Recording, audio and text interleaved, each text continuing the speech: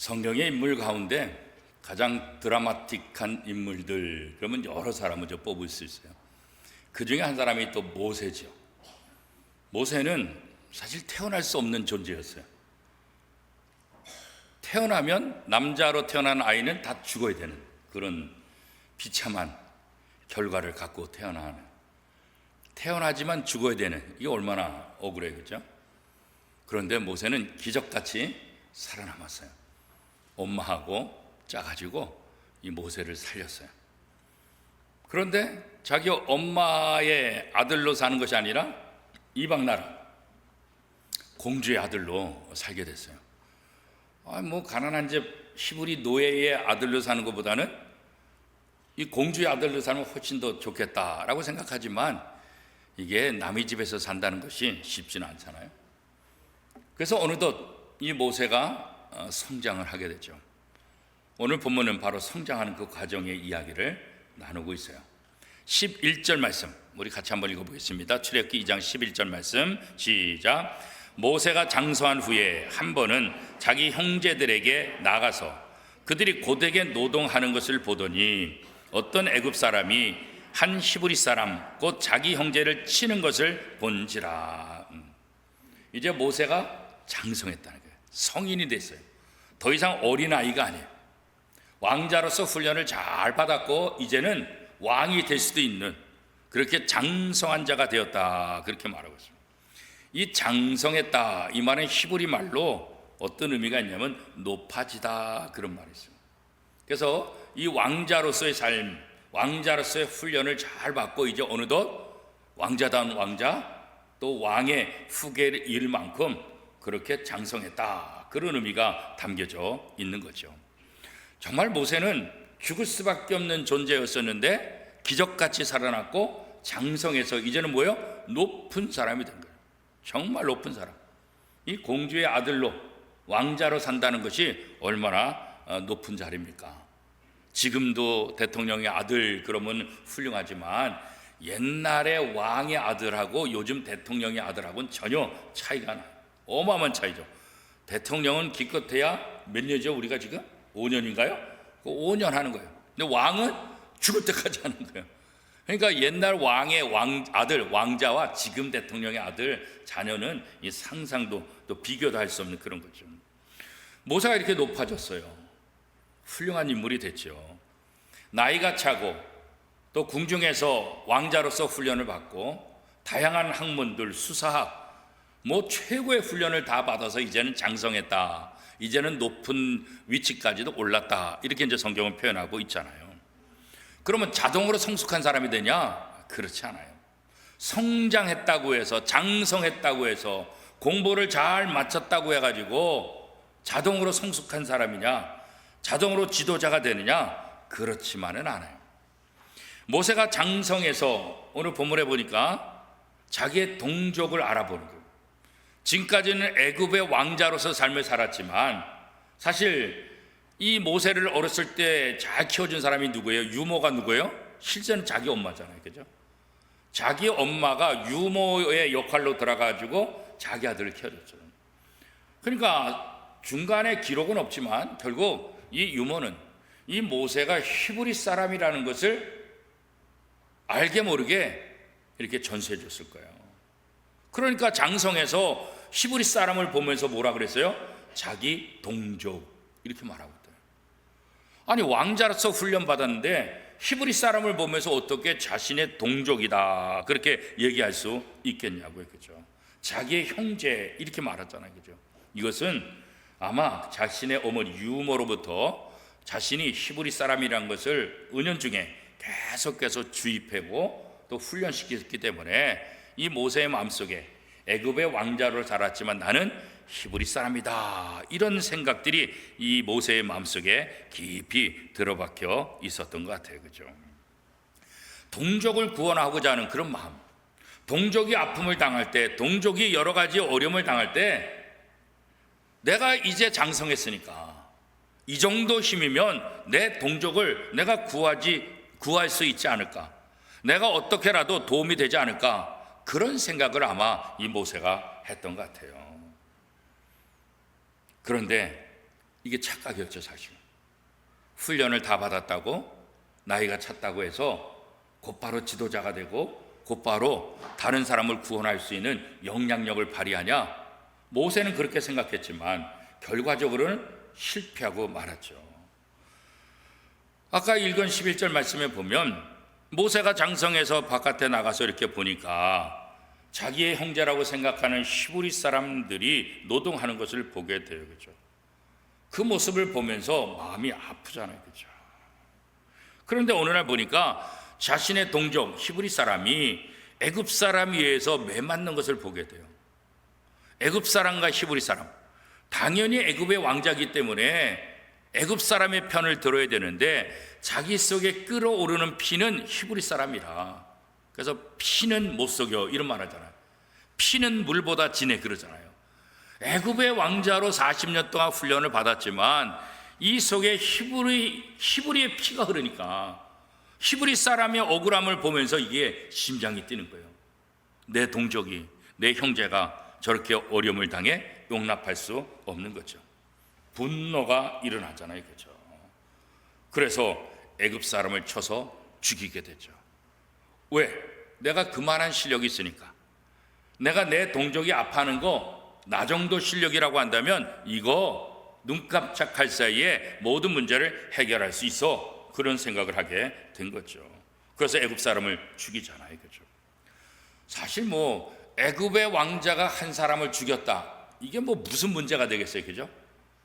옛날에도 왕자가 평민들 노예를 죽였다. 이게 무슨 문제가 돼요? 아무런 문제가 안 되잖아요. 그죠? 근데 왜 문제가 될까요? 애굽의 왕자가 한 사람을 죽인 것 왜 문제가 돼요? 히브리 사람이라는 것이 알려지게 되면 이게 문제가 되는 거예요. 그냥 단지 애굽의 왕자가 죽였다 그러면 다 무마될 수 있어요. 그런데 지금 여러 가지 상황 속에서 이 애굽의 왕자가 애굽 사람을 보호하는 것이 아니라 오히려 히브리 사람을 돕기 위해서 애굽 사람을 죽였다. 그리고 사람들에 의해서 이 애굽 사람이 아니라 히브리 사람이었다. 이것이 알려지는 순간 모세는 굉장히 위험에 빠질 수밖에 없잖아요. 그렇죠? 어떻게 보면 반란을 도모하는 자, 그래서 결국 죽임을 당할 수밖에 없잖아요. 그럼에도 불구하고 이 속에서 끓어오르는 피, 동포에 대한, 동족에 대한, 형제에 대한 그 피, 그래서 피를 결국 속일 수 없어서 애굽 사람을 죽이게 된 거잖아요. 다음 날 모세는 또 나가보니까 이제는 뭐예요? 이스라엘 사람, 히브리 사람끼리 싸우는 거예요. 그래가지고 또 거들죠. 당신들은 도대체 뭐 하냐고. 형제를 사랑하지 말아야 형제끼리 치고받고 싸우고 이렇게 하면 되냐고. 그렇게 얘기를 하잖아요. 도대체 왜 형제를 치냐고. 자, 13절 말씀 우리 같이 한번 읽어보겠습니다. 13절 시작. 이튿날 다시 나가니 두 히브리 사람이 서로 싸우는지라 그 잘못한 사람에게 이르되 내가 어찌하여 동포를 치느냐. 이렇게 얘기하면 문제가 해결될 줄 알았어요. 나도 히브리 사람이고 히브리 사람끼리 싸우는 거 지금 애굽에 와서 노예 생활하는데 히브리 사람끼리 서로 도와야지. 왜 히브리 사람끼리 서로 치고받고 싸우냐. 도대체 왜 그러냐. 그래서 이 모세가 그 히브리 사람을 책망하잖아요. 그때 히브리 사람이 아이고 죄송합니다. 제가 잘 몰라봤습니다. 제가 잘못했습니다. 이렇게 나오는 것이 아니라 어떻게 반응이 나와요? 14절 말씀 시작. 그가 이르되 누가 너를 우리를 다스리는 자와 재판관으로 삼았느냐? 내가 애굽 사람을 죽인 것처럼 나도 죽이려느냐? 모세가 두려워 이르되 일이 탈로 되었도다. 그러니까 모세 입장에서는 이 정도 내 위치면은 내가 재판관 할 수 있고 문제를 해결할 수 있고 내가 충분히 다 해결할 수 있어. 그래서 끼어들었던 거예요. 애굽 사람하고 히브리 사람이 싸울 때 애굽 사람을 죽인 거예요. 왜? 적어도 나는 히브리 피가 흐르니까. 그런데 히브리 사람끼리 싸우니까 왜 동족끼리 싸우냐. 해결하려고 했더니 히브리 사람이 뭐라 그러는 거예요? 누구야? 당신 뭔데? 언제 우리 재판관 됐어? 언제 우리가 도와달라고 그랬어? 어제 애굽 사람 죽였다고 해가지고 우리의 지도자 하나 되는 것 같아? 당신 뭐야? 뭐 하는 거야? 이렇게 나오니까 이 모세가 깜짝 놀란 거죠. 그죠? 적어도 자기가 애굽 사람을 죽였기 때문에 히브리 사람은 자기의 모습을 보고 와, 이 사람이 그래도 우리를 돕는 사람이다. 이 사람이 말하면 우리도 그래도 같이 순종하고 따라야지. 자기 편이 될 줄 알았죠. 그런데 자기 편이 되기는 오히려 대드는 거 아니겠어요? 그죠? 오늘 우리도 그럴 수 있어요. 내가 아버지니까, 내가 엄마니까 자식들 얼마든지 야잔치 시는데 요즘 이게 먹히냐고. 옛날이나 먹히지, 그렇잖아요. 저희 때나 먹히지 요즘 안 먹히잖아요. 이게 착각한 거예요. 내가 다 컸으니까, 내가 애굽의 왕자 역할까지 하고 내가 이 정도 됐으니까 내가 뭘 못하겠느냐. 그런데 자기는 히브리 사람이라고 말하지만 히브리 사람들에게 인정도 못 받아. 인정도 못 받아. 인정도 못 받는 거죠. 오늘 우리는 이 모세의 모습을 통해서 내가 나름대로 공부했다고, 내가 나름대로 성공했다고, 내가 나름대로 좋은 위치에 올라갔다고 해서 자동으로 지도자 되는 거 아니에요. 자동으로 남들이 나를 세워주고 그러지 않아요. 목사라고, 옛날에는 목사님 그러면 다 존중했잖아요. 지금은 목사라고 누가 존중하나 이거죠? 목사라고 누가 인정하나 이거죠? 예전에 청년부 담당할 때, 부목사 할 때 청년들 수련회 준비하라고 제 차에 청년들 다 태우고 막 가는데 교통이 딱 붙잡더라고요. 문을 딱 내리니까 음주 측정하겠습니다. 부세요. 그랬더니 우리 청년 회장이나 청년들이 아이고 경찰이 우리 목사님이에요. 그랬더니 그래도 물어요. 그러잖아요. 옛날 같으면 어떻게 해요? 아 그러세요? 예 알겠습니다. 가서 이랬을 텐데 이제는 그래도 물어요. 그런 거예요. 왜? 목사라고 해서 술 안 먹는지 어떻게 하냐고. 이제 신뢰 안 하는 거예요. 신뢰 안 하는 거예요. 그래서 옛날 우리 교단 총회장 하시고 돌아가신 임택진 목사님이라는 분이 계세요. 청량리 중앙교회 목회하신 임택진 목사님. 이분은 정말 모든 후배 목사님들한테 존중을 받는 거예요. 제가 포항에 있을 때 집회에 오셔가지고 제가 이렇게 모셨는데 저보고 그러더라고요. 김 목사님, 그래서 미안해요 그러더라고요. 뭐가요? 그랬더니 우리 때는 목회하기 좋았는데 목사님 때는 목회 환경이 여러 가지 힘들 거야 그러더라고요. 근데 저도 이제 후배들한테 그래도 나 때까지는 괜찮다, 나 때까지는 괜찮다. 근데 이제 제 다음 세대들이 목회하려면 야 이건 지금 여러 가지 목회 환경에서 보니까 이거 신학교 가려는 사람이 있을까, 목회하려는 사람이 있을까, 그런 생각이 들어요. 그래서 우리 친구들끼리 또 그러는 거예요. 우리가 옛날 선배들한테 그런 얘기를 들었는데 우리는 지금 우리 후배들하고 목회 현장을 물려주려고 하니까 야 그래도 우리는 낫다, 더 앞으로 암담하다, 이런 생각. 모세가 착각한 거예요. 예레미야 선지자는 하나님 앞에 겸손한 모습을 끝까지 간주했어요. 예레미야 1장 6절에 보면 내가 이르되 슬프도소이다 주 여호와여 보소서 나이는 아이라 말할 줄 알지 못하나이다. 하나님은 예레미야를 쓰시고 예레미야를 사용하시겠다 그러는데 예레미야는 어떻게 해요? 하나님 저는 아직 어린아이예요. 제가 뭘 합니까? 부족합니다. 하나님 앞에 겸손해지는 것, 이것보다 중요한 것은 없어요. 그렇죠? 겸손해야 하나님의 쓰임을 받아요. 겸손해야 하나님의 도구로서 하나님의 영향력을 발휘할 수 있는 거예요. 모세는 자기의 위치를 생각하면 내가 마음만 먹으면 뭐든지 할 수 있다. 만약에 하나님이 이런 모세에게 야 그래 네가 왕자 훈련도 받았고 지금까지 성숙하고 괜찮으니까 이제 애굽의 포로 생활하는 내 백성들 네가 한번 이끌어와라.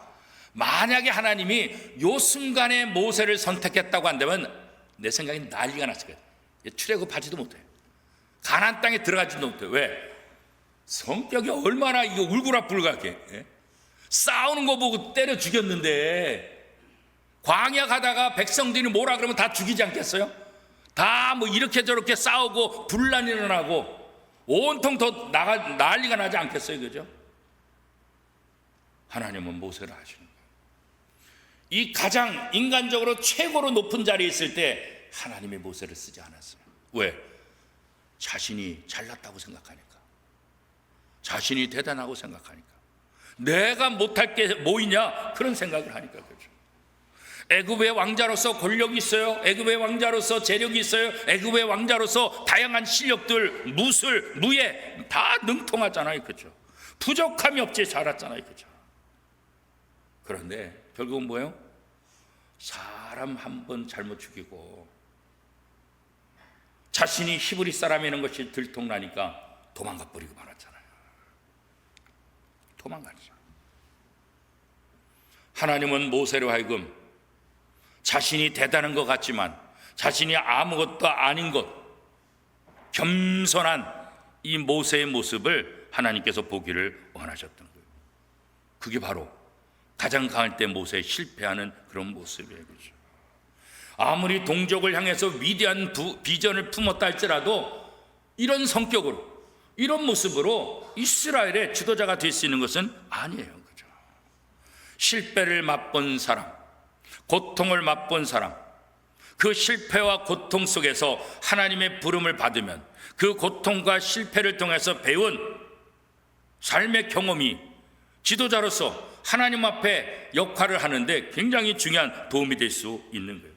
오히려 실패와 고통이 하나님 앞에 쓰임 받을 수 있는 기회가 될 수 있는 거예요. 모세가 바로 그런 기회를 얻은 사람이 되는 거죠. 그래서 하나님은 당신이 인정하시는 참된 성공을 위해서 우리에게 변화를 주길 원합니다. 실패가 하나님이 마련하신 성공을 위한 훈련의 과정이라는 것을 이 모세를 통해서 우리는 다시 한번 깨닫게 되죠. 요셉도 마찬가지 아니었어요? 죽을 뻔했고 노예로 팔려가는 그 실패와 그 좌절과 그 고난과 그 고통, 요셉은 끝났다. 그렇지만 그런 실패와 고난이 결국은 뭐예요? 하나님의 성공을 위한 준비하는 과정이었다는 거죠. 오늘 모세도 마찬가지예요. 결국 우려했던 일이 발생됐잖아요. 애굽의 바로가 모세를 알게 된 거예요. 모세가 행한 일, 애굽 사람을 죽인 일, 그리고 히브리 사람이라는 것, 이게 다 들통나고 만 거예요. 그렇죠? 그래서 바로가 모세를 죽이려고 했다. 그래서 모세는 바로를 피해서 어디로 도망가요? 미디안 땅으로 도망가요. 미디안 땅. 이 미디안은 광야인데 아무것도 할 수 있는 게 없어요. 양만 칠 수 있어요. 양만. 목자로서 삶을 살아요. 아니, 왕궁에서 왕자로 살았다는 사람이 광야에 가서 양을 키우는 거, 이게 쉬운가요? 쉽지 않아요. 그전에는 자기가 명령만 하면 부하들이 다 해줬는데 여기서 누구한테 명령해요? 자기의 말을 들을 사람이 어디 있어요? 양밖에 없는데. 그죠? 그렇게 40년을 생활해요. 양들은 다 제각각 다녔잖아요. 그래서 하나님이 이스라엘 백성을 얘기할 때 뭐예요? 양같이 각기 제 길로 갔더니, 그렇게 말하죠. 지멋대로 다녀, 지멋대로. 모세는 길 잃은 양을 찾으러 여기 갔다 저기 갔다 얼마나 고생해야 되는지 몰라요. 그것도 광야였어요. 그렇죠? 척박한 땅에서 양을 키우며 양을 불러 모으기 위해서 얼마나 고생을 하는지 몰라요. 그렇죠? 양들이 돌아오기를 그렇게 원하는데 안 돌아오면 또 찾아 나서야 되는 거죠. 그렇죠? 하나님은 이 광야 40년 동안 모세를 훈련시키기 시작하는 거예요. 인내하는, 견디게 하는 거예요. 자기의 뜻대로 되지 않는 것을 경험하게 만드는 거예요. 양이 뭐 말을 듣겠어요? 그죠? 모세가 광야로 도망오게 된 이유가 뭐예요? 그게 불같은 성격 아니에요. 의협심은 있고 정의는 행하고 싶은데 이게 제대로 성숙하지 못해서 자기의 감정 그대로 노출해서 결국 문제를 일으킨 것 아니겠어요? 그죠? 절제하지 못해서 결국 도망올 수밖에 없었던 거죠. 이런 모세의 성격, 이런 성격으로는 이스라엘의 대지도자가 될 수 없는 거예요. 그죠? 그래서 하나님은 모세를 훈련시키는 거예요. 다듬어가는 거예요. 거칠거칠하고 모나고 그런 모세를 실패를 통해서, 좌절을 통해서 다듬어가는 거예요. 모난 것 다듬어가는 거예요. 다듬어가는 거예요. 모세가 미디안에 도착했을 때 오늘 성경은 뭐라고 말하고 있습니까? 우물 곁에 있었다. 그렇게 이제 말하고 있잖아요. 우물 곁에. 미디안으로 갔는데 우물이 있었다. 15절 말씀 우리 같이 한번 읽어보겠습니다. 15절 시작. 바로가 이 일을 듣고 모세를 죽이고자 하여 찾는지라. 모세가 바로의 낯을 피하여 미디안 땅에 머물며 하루는 우물 곁에 앉았더라. 자기가 죽을 것 같으니까 도망가서 우물 곁에 앉았어요. 우물 곁에 앉았는데 미디안 땅의 제사장, 그 제사장의 딸 7명이 양떼를 몰고 와요. 왜? 양에게 물을 먹이려고. 그런데 왜 딸들이 왔을까? 이 미디안 제사장은 아들이 없어요. 딸만 7명이에요. 아들이 없으니까 딸들이 목동의 역할을 하게 되는 거죠. 그죠? 이 제사장 르우엘, 미디안의 제사장 르우엘, 이 딸들만.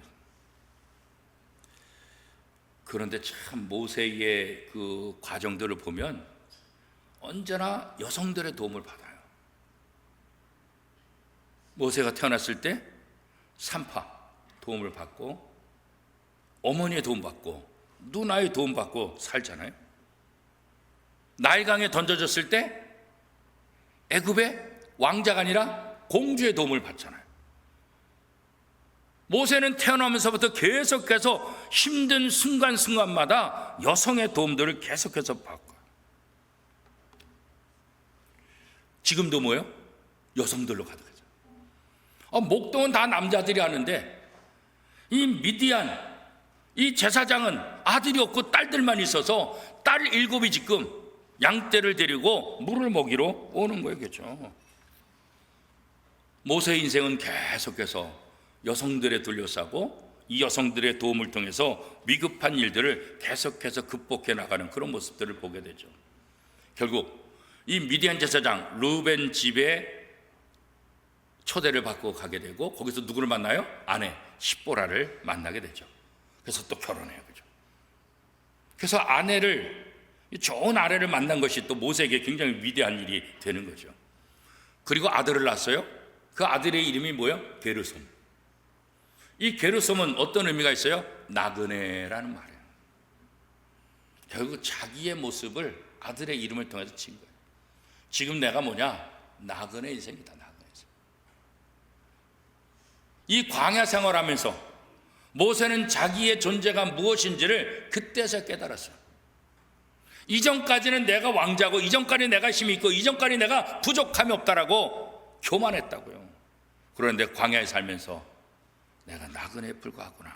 나그네. 자기의 모습이 나그네라는 것을 아들의 이름을 통해서 다시 한번 고백하고 있는 거죠. 이 나그네라는 것은 어떤 의미가 있을까요? 보호를 받아야 되는 대상이에요. 나그네는 언제나 보호의 대상이에요. 신명기 10장 18절 19절에 보면 고아와 과부를 위하여 정의를 행하시며 나그네를 사랑하여 그에게 떡과 옷을 주시나니 너희는 나그네를 사랑하라. 전에 너희도 애굽 땅에서 나그네 되었습니다. 이스라엘 백성들이 젖과 꿀이 흐르는 땅에 들어갈 때 하나님께서 이스라엘 백성들에게 너희가 과거에 나그네였었더라. 그 과거 어느 때요? 애굽에 종살이할 때 그 나그네였다는 거예요. 나그네는 누군가의 도움을 받아야 돼요. 누군가의 도움을 받지 않으면 살 수 없는 존재가 이 나그네라는 거예요. 애굽의 왕궁에서도 나그네로 살았잖아요. 그렇죠? 공주의 도움을 받으며. 그렇죠? 미디안 땅에 와서 어떻게 해요? 미디안 제사장의 도움을 받으며 삶을 살았잖아요. 그의 나그네 인생 중요한 순간순간마다 여성들의 도움을 많이 받아서 살아난 그런 존재다. 자신이 나그네라고 인정할 때 그 순간 하나님의 위로를 받게 되는 거예요. 하나님의 도움을 받게 되는 거예요. 그렇죠? 나그네라고 인정하는 순간 하나님의 역사가 그 연약한, 아무것도 아닌 연약한 그 나그네를 통해서 나타나기 시작하는 거예요. 출애굽기 2장 23절에서 25절까지 말씀해 보면 여러 해 후에 애굽 왕은 죽었고 이스라엘 자손은 고된 노동으로 말미암아 탄식하며 부르짖으니 그 고된 노동으로 말미암아 부르짖는 소리가 하나님께 상달된지라. 하나님이 그들의 고통 소리를 들으시고 하나님이 아브라함과 이삭과 야곱에게 세운 그의 언약을 기억하사 하나님이 이스라엘 자손을 돌보셨고 하나님이 그들을 기억하셨더라. 나그네 인생을 살아가는, 애굽에서 400년 동안 나그네 인생을 살아가는 이 애굽 백성들의 그 고통의 소리, 그 나그네의 아픔의 소리를 하나님이 들으셨다. 들으신 것으로 끝나는 것이 아니라 어떻게 해요? 이제 그들을 구원할, 구출할 방법들을 세우시는 것이죠. 이후에 모세는 양과 같은 이스라엘 백성들을 광야에서 인도하는 거죠. 이 미디안 광야에서 양을 키우는 그 모습들, 그 양들이 어떻게 다 지갓길로 갔다고, 자가길. 그 양들을 모으느라고 얼마나 고생했어요. 그런데 모세가 애굽에서 이스라엘 백성을 데리고 광야 40년 동안 똑같은 일을 하잖아요. 이스라엘 백성들 얼마나 말을 안 들어요. 지멋대로 불평과 불만이 가득한, 미디안 광야에서 양들을 모으고 양들을 다독이려서 그 양들을 키우던 그 모세가 광야 40년 동안 똑같이 양과 같은 이스라엘 백성을 다독이며 적과 꿀이 흐르는 땅으로 조금씩 전진해 나가고 있잖아요. 그죠? 모세의 달라진 모습을 보는 거예요. 예전에 왕자였을 때 내가 못할 게 뭐 있어? 큰 소리 치고 내가 이랬던 모세. 이제는 자기가 나그네라는 것을 알면서 모세는 온유해졌어요.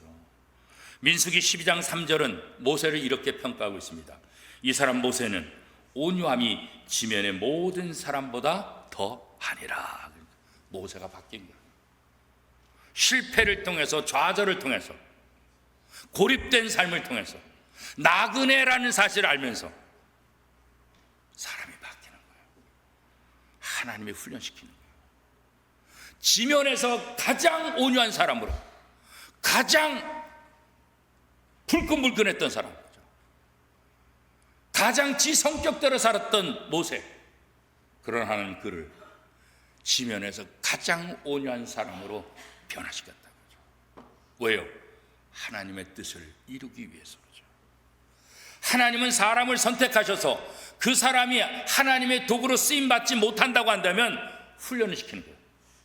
그래서 하나님의 일꾼으로 만들어 가시는 거예요. 그죠? 그게 하나님이 하시는 방법이에요. 그죠? 하나님은 광야라는 학교에서 다른 사람을 도울 수 있는 지도자로 모세를 변화시키기 시작하는 거예요.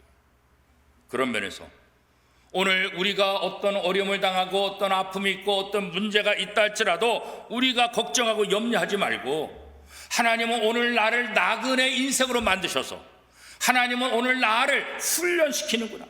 이 광야학교에서 모세를 지면에 가장 온유한 사람을 만든 것처럼 나를 이렇게 만드시는구나. 그렇게 생각하면 오늘 우리 아픔이, 우리의 문제들이 우리에게 도움이 될 수 있는 거예요.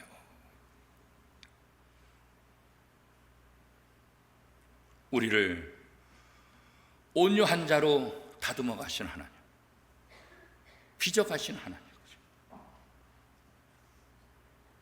모세를 그렇게 만든 것처럼 하나님 우리를 그렇게 만드시기를 원하시는 거예요.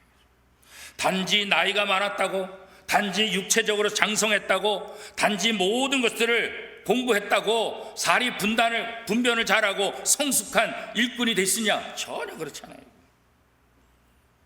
내 상황이 어떠하든지 예레미야처럼 어린아이 같은 심정을 가지고 하나님 앞에 나아갈 때 하나님은 어린아이 같은 나를 비로소 사용하시는 거예요.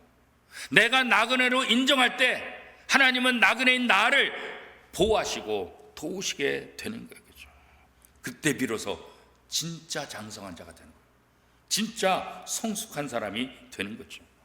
하나님은 하나님의 백성을 실패와 고난이라는 시련의 장에서 훈련시키기를 원하시는 거예요. 우리의 모난 성품들이 다듬어져야 하나님이 우리를 사용하시는 거예요. 그렇죠? 우리 종종 농담하잖아요. 아이고, 그냥 신앙생활해도 성격대로 신앙생활해. 이 성격이 변하지 않아요.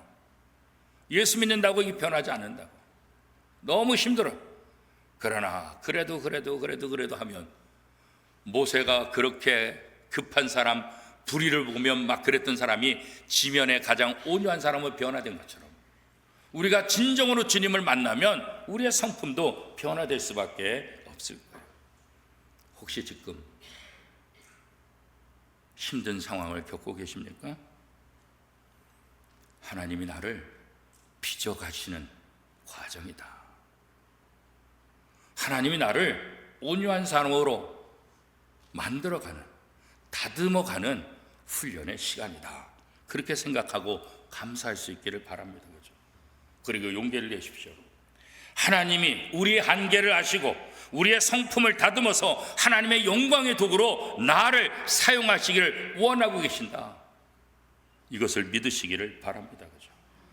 모난 사람을 잘 다듬어서 하나님의 일꾼으로 삼아주신 그 하나님의 마음, 오늘 이 여전대가 이제 누구보다도 우리 교회에서 연세가 굉장히 많은 편에 쓴들에 내가 이렇게 나이가 먹고 이제 아들, 딸들 다, 손주들 다 보면서 어느 정도 내가 인생에서 거의 최고의 위점에 왔다 생각할 수 있을지 모르지만 오늘 하나님의 마음을 가지고 하나님이 나를 다듬고 하나님이 나를 변화시켜 가신 것처럼 오늘 이 여전대가 하나님의 마음을 가지고 여러분 자녀들을 다듬어가고 여러분 손주들을 다듬어가고 여러분 구역 식구들을 다듬어가고 교우들을 다듬어가고 이웃을 다듬어가서 여러분을 통해서 하나님의 사람들이 많이 세워지고 여러분을 통해서 하나님의 일꾼들이 많이 세워지는,